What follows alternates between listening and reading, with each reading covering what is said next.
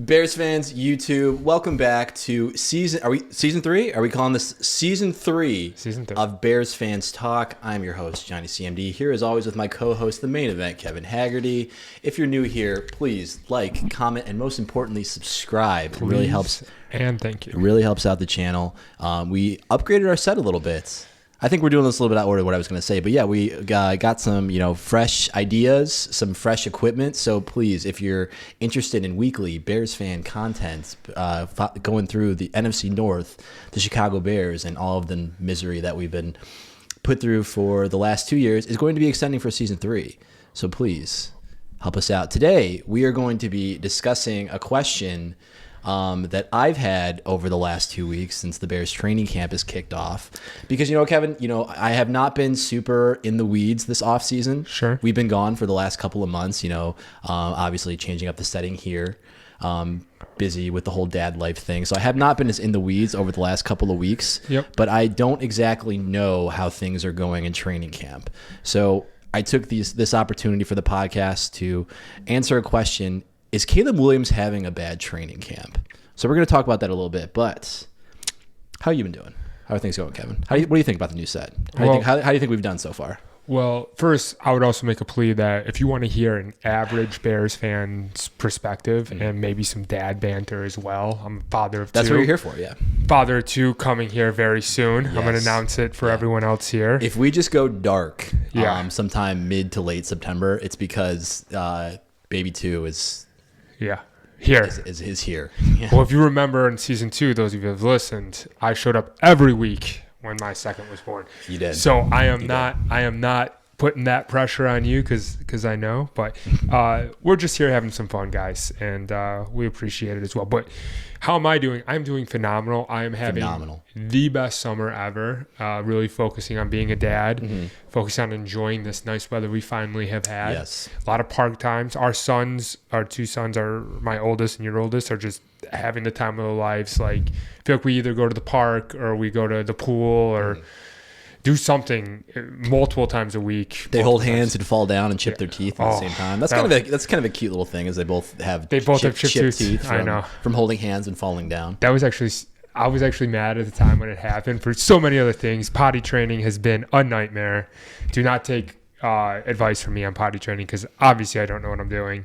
But other than that, dude, it's been great. I've been loving it. It's great. It has been a good summer. This is kind of like going to the pool and stuff like that, and kind of being outside. Yeah. It kind of like when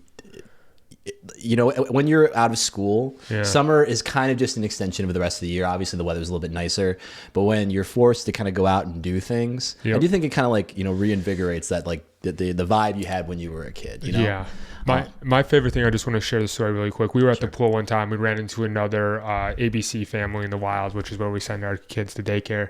And you made a comment and you said, you're just trying to carve our little piece of America out when we were at the pool. And like that really stuck with me. And it's like... I said this is a piece of Americana. That's what the pool feels like. But it was just like so real to me. And it's like, yeah, that's really what it is. You're just trying to like create your own little life. And I thought that was beautiful. So I thought I'd share that. I'm a philosopher, man.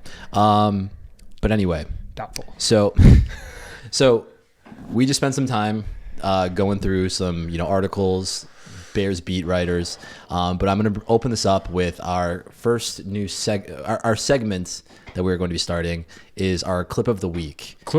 And you sent me this a couple of days ago. I didn't just send you. This is all over the internet. This is hard to miss. But you know what? I let's see. I don't know who Joe A_NFL is, but I felt like you probably can't read this super well on the screen. But this is, I feel like, a kind of like a really fair assessment of what my feelings are right now. Yep. Basically, it said there's just way too much bad Caleb Williams film for me to believe he ever becomes the generational quarterback that literally everyone thought that he would be. And I think maybe it's a little bit sensational, but it kind of contrasts with the thought of when people say Caleb Williams is a bust. I think any reasonable person can come back and be like, we don't know. Like, he had a really bad situation, and you can argue that 10 ways to Friday. But this idea that, like, well, maybe we're starting to realize that his ceiling is not as high. Like, for you, do you feel like last season and so far what we've learned this year, do you feel like the ceiling on Caleb Williams has kind of shrunk a little bit? Okay, so there's a lot of things. We touched on this a lot on season 2 too, and I think a lot of it has to do with Jaden Daniels having so much success, his rookie year, and Caleb, when we touched on this too before last season started, was the whole situation with Flus, and like you can make all the excuses you want in the world, but Caleb had an awful rookie year. And whether that be like I'm rookie year from the standpoint of like coaching changes, like just things falling apart, like so awful, not necessarily in terms of play, but in terms of just like his situation. Correct. Is that what you're saying? Correct. Because I don't think like statistically you can look at the numbers and like, I mean, he's the best Bears rookie quarterback of all time. Not saying much. Yeah. I mean, he also, he had the longest consecutive streak of passes without interception of any rookie ever. Yeah, but like it's kind of a Mickey Mouse stat, but some of those passes were super safe. And like when he did throw the pick, it was the end of the Detroit game he threw the pick. Yeah. And I was like, thank God, because now I can actually maybe start throwing some balls in some windows and like actually like show me some zip on the ball. I don't know. I feel like, to your question though, has the ceiling come down on Caleb compared to where we were sitting last year? Yeah. Do you feel like it's still the sky's the limit? We don't know what we got yet. He can totally get unlocked under Ben Johnson. Or have you come a little bit more to the reality of like, hey, he's probably not generational. He's probably not this top. He's probably not we're never going to be sitting here saying Caleb Williams is a top 5 quarterback in the NFL. Here's what Do you think that's off the table?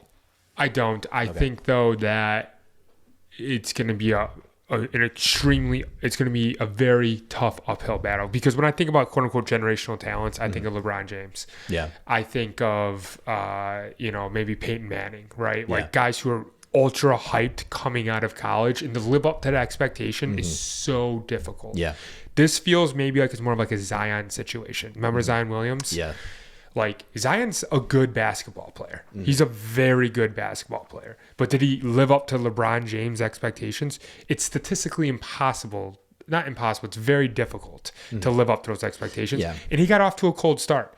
Now, something I did want to bring up, and maybe I'm jumping the gun a little bit, is that, like, I think that the biggest issue that Caleb has is the fact he was the number 1 overall pick. The fact now that Ben Johnson is here. Yeah. And, like, if you're taking probably the most scrutinized quarterback in the NFL that has so much scrutiny around him, with potentially the most scrutinized potential head coach, and you're literally marrying them together, and it's a recipe to fail. And I'm not trying to be bad, like a Debbie Downer, but I'm just saying, like, there's gonna be a lot of people rooting against that. I wouldn't say, Ben Johnson, I wouldn't say, I think I know what you're trying to say. Ben Johnson isn't the most scrutinized coach, but basically we're saying Caleb Williams is going to enter this season with the narrative being like, hey, we did so much. Yep. We gave you everything. We got the best offensive-minded head coach on the market. We spared no expense. We got you probably the best left guard. Yep. Revamped the line for you. We totally revamped the line. Running back room and wide receivers, definitely still a question, but we went out first overall pick, got you a new tight end. Yep. A phenomenal receiving tight end from Michigan, from U of M. And then, what do? We traded up and we got an unbelievable wide receiver in Luther Burden. So, I mean, the pressure is definitely going to be on Caleb Williams. But Ben Johnson. There's definitely more pressure on Caleb Williams than Ben Johnson. Okay. I don't think, I think some head coaches do come out and absolutely, crush it right off the bat. But, I don't think that you can necessarily assume that. I think if the Bears have a bad season, I think there's going to be more scrutiny heaped on Caleb Williams than Ben Johnson. I think the public is going to have more sympathy for Ben Johnson than Caleb Williams right now. Yep. But anyway, that's kind of where sounds like what our opinions are right now, like where our headspace is. What do you think about how he's been doing in training camp so far? What have you heard? It's pretty hard to miss. From your sources? Yes. Not even from my sources, but just from my feed. Yeah. Like, obviously, like, it's August. We're getting back into football season, so I'm getting, reacclimated with everything. And, like, this clip that we're about to show, I could not. Oh, we didn't actually show the clip. I'm so sorry. Yes. I can't miss it. Okay. Okay, so let me see if I can zoom this in anymore. So Caleb Williams doesn't see the blitz, off his back throw, just throws a lollipop into double coverage. And basically the wide receiver needs to knock that ball out. So here's what I'm going to say. So this is a practice, obviously, with about, I think I read like 23,000 people were at this practice or something like that. Yeah, it's Bears Fans Fest. So yeah. It was at Soldier Field. Here's the thing. You're going to throw a duck like that. It is like, I don't know. It's not a good look. Like, I don't know what they're doing here. Yeah. So basically, it was just a panic. I think it's one of those plays, an inexperienced quarterback. They get caught in between trying to make the play and just throwing it away. That's what we saw a lot of Caleb though last year was trying to extend the play and trying to like what he did in college, but it almost felt very like Johnny Manziel-esque sometimes. It's like, dude, no, like, no. I think, and just kind of talk about the expectations of Caleb Williams. One of the episodes of our podcast last year, we talked about kind of the pre-draft analysis for Jaden Williams and Caleb Williams. We had pre-draft post when we knew now. Yes, we were just after going through the season, we kind of read their synopsis that was out there pre-draft, and basically Caleb Williams was like the raw. Physical talent, can make all the throws. Sheehan Downs seems to be the guy who's a little bit more system-minded, a little bit smarter. Yeah. And to your Zion Williams, to your Johnny Manziel content, those are just kind of like gamers. They're big physical, like they're physical guys who are just like really athletic. And I think sometimes that doesn't always translate.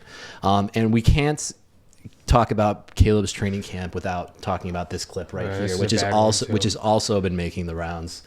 Just kind of like a bizarre little interaction here. So Caleb Williams just rapid firing 4 balls at this net, doesn't hit any of them, not even close, and then just kind of yells out and storms off. So to the point where I'd like to just, when I first saw this, I'm like, is this really newsworthy? But I think Ben Johnson even addressed it. It's like, hey, you got to hold your composure. Let me just take a step back, and just from a guy who, like, Johnny, how long have you known me for? 20 plus years at least, right? Yeah. Am I a guy who wears his emotions on his sleeve? Do I put it all out there? What do you want me to say here? Yes. I'm gonna say yes. His reaction after that, I have literally done that exact spaz. Like I'm doing something, like maybe I'm shooting a 3 and I'm warming up for basketball is the most relevant example I could do. I shoot 3, which is off, brick. That spaz, I can totally relate to that. Like that happened. And it's unfair to hate on him for just doing that. Like, I get it. Like, you're frustrated with yourself. You're frustrated with your body. You're like, just do your job. And that's what I tell myself all the time. I literally say those words to me. Do your job. But you know what? I think that this could, it's 4 passes, and then it elicited this sort of response. It just kind of shows you someone who might not be in their best headspace right now, who is frustrated more globally, not just of this, which concerns me a little bit. It doesn't concern me as I think it got blown out of proportion because, like, once again, like, it's clickbaity. It's people are hating on him because it's Caleb. Like, that's the problem right now. He's very scrutinized, and like, he's an emotion. I'm not saying he's an emotional guy, but he's definitely he shows emotion. He's yeah, and I like that. It's better than Jay. Yeah. Remember what do you think Jay would do? Rip a dart on the sideline. Yeah, we just shrug it off.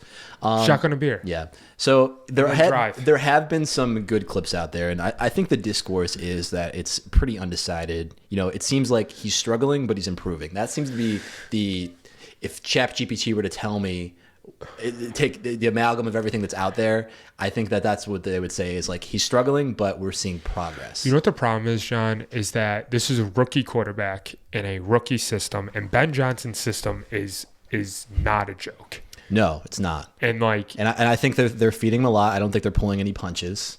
And it's a lot to figure out. There were some good plays from this showcasing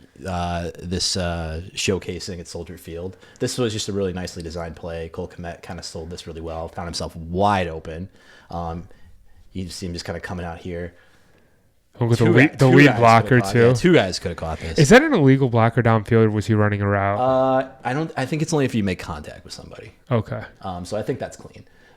This was, a perfectly placed ball. However, I think in live play, Jonathan Owens takes Rome Odunze's head off. But Is Brisker's back out there, isn't he? I believe so. Yeah, I haven't heard much about Brisker, but I do believe he's out there. Remember when he got hurt last year? He was our MVP too, I dude. absolutely do remember. Like the defense absolutely fell off after, and I think him and Gordon missed some time too. Yeah. They really enforced things on the run from the secondary, and I think that made all the difference in the back half of the season during that long losing streak. I mean, the Fail Mary didn't help. And then, just another nicely designed, like these are the kind of plays right here. This is the DJ Moore just coming across the field, outruns this guy. Little naked boot. Yeah, well-designed play. Caleb found the guy. These are the plays we want to see where it doesn't really take a lot of athletic ability. Like what I'm hoping for Ben Johnson in this offense is to be able to scheme things open for Caleb. That's what I'm really hoping to see. For a guy, so hey, let's take a step back. For a guy who can make all the throws and has unbelievable athleticism, you want simple plays that he can play within himself. Yeah. And why do you want that? Because I'll tell you why I want it, and you can because you can't. Unbelievable athleticism. It's like not something you can set your watch to. It's like trying to pay your mortgage by sports gambling. Like you just don't have that consistency. You can't plan for it. Sure. You can't build your retirement plan based on making gambles, which I feel like is these off-platform plays are. You need to make them every once in a while. Yeah. And when you're in that situation, to have to do it, being able to do it is important. But I think you want to be the type of quarterback like you're Peyton Manning, who just like sees the field, consistent, like analytical, which is what I want to see more from in Ben Johnson's offense. I think that it has a lot to do with like building your confidence, and whether you like it or not. I think that confidence is one of the most important things, even for these guys. Like they're human beings too, and these are the type of plays that can really help Caleb be like, hey, get some yards, get some completions, get some first downs, and then he can play with it himself. Yeah. And then you know what? Maybe you do make a huge athletic play, and then all of a sudden, like, it's boom, boom, boom, and you get those highlight reels. And I'd love to see the run game be a little bit more consistent this year, and kind of take the pressure off him. Yeah, playing within yourself, making the simple throws. The Bears notoriously over the last 2 seasons just started terribly. Yeah. Like the offense was just never really there. Yeah. Like in the beginning part of the game. Like Caleb was sometimes turned it on in the fourth quarter. Oh yeah, it was too late. Yeah, it was often too late. But these are just kind of clips. Who's to say if this kind of tells the whole story? Probably my favorite ESPN writer, Courtney Cronin. I was reading one of her articles from this day at Soldier Field. She also noted there was a lot of sloppiness, like delay of game stuff, getting things set up. Yeah, which is huge. Like just like that comes down to understanding the offense. That comes down to Caleb, being prepared and knowing how to get everybody set up and being prepared to start the play. So that's like an objective, tangible thing that's not going to show up in any of these videos. That is a concern. We're not even at the first preseason game this Sunday. Yeah, it is a Sunday. To answer your question, my verdict would be it's way too early to make a call one way or the other. Yeah, I don't even think the first preseason is going to tell us anything. There's always coach speak and all that stuff that goes on, and the media is only going to see so much. But I mean, But man, like I know it's too early to say, but just after the last 2 years we've had of doing this, it's just I am hyper. I'm ready to get hurt again, John. That's why I'm back. No. I'm here. I'm gonna be here to be the one to be like, hey, we've seen this before, and we've tried to explain it away, and I'm not really looking to explain away big red flags right now. Are you ready to drop Caleb and move on? No, that's not where I'm at. To answer the question that I asked you earlier, I do think that my ceiling on Caleb has shrunk a little bit. And what's his comparable ceiling? Who would you give him a comp to? I think that when we put out names, can you tell me better or worse? Like potential, where I'm expecting them to be. Yeah, ready? Sure. I'm going to put ready. Phillip Rivers. No, not going to get there. Lower. He's got a lower ceiling than Phillip Rivers. Wow. What do you mean, wow? My next one was going to be Ben Roethlisberger. So but Ben Roethlisberger won 2 Super Bowls. I know, that was my next one after Phillip Rivers. Lower. I mean, yeah, obviously. You're talking about Hall of Fame guys. I mean, which I just don't. You don't think he's a Hall of Fame guy? Jay Cutler. Higher. I think he could have a higher ceiling than Jay Cutler. Alex Smith. Higher.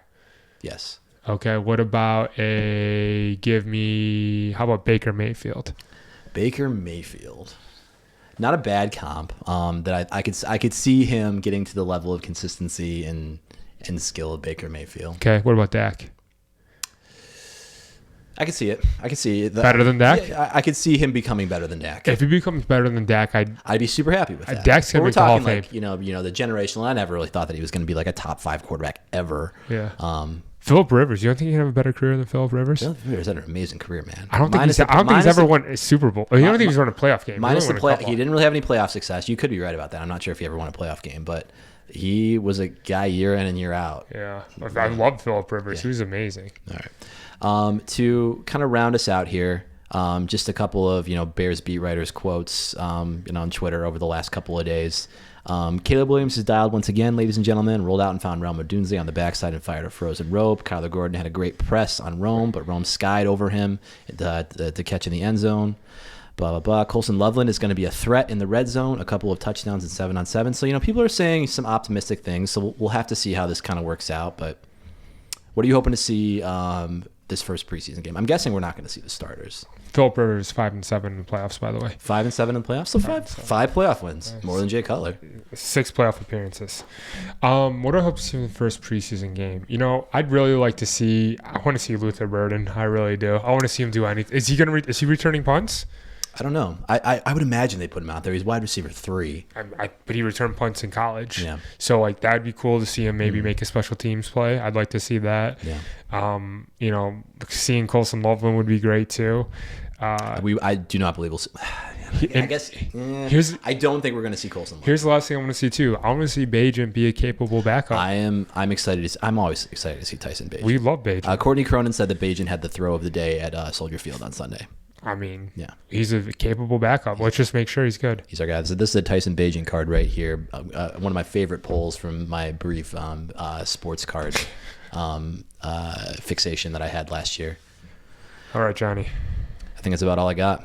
I love it. The verdict's still out, but there's some concerning stuff. I'm worried. I'm worried. I'm not pulling the alarm yet. I had, we're going to, I don't want to, we'll do this more formally before the actual season kicks off and what our expectations in terms of record. But one of my friends who I was golfing with asked me how the Bears are going to do this year. And I said a floor of 5 wins, a ceiling of 9.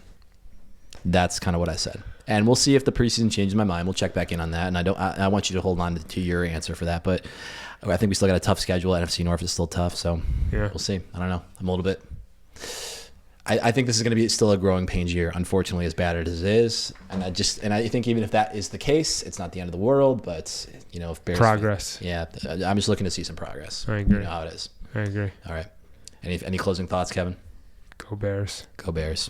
So happy to be back. Yes. So happy. Yeah. All right. Please like, comment, and subscribe. It really helps us out, especially the comments. We love reading them. Sometimes we talk about them in following episodes. We're going to try and post more consistently. Yeah. We got a schedule. Hopefully Tuesdays and maybe the occasional Thursday or Friday video as well. Working on that. So please like, comment, and subscribe. Bears Fans Talk. We will see you. I'm not wearing a hat. I almost forgot about our thing. So hat toss. Peace. It's awful. That was weak. I tried to do end over end.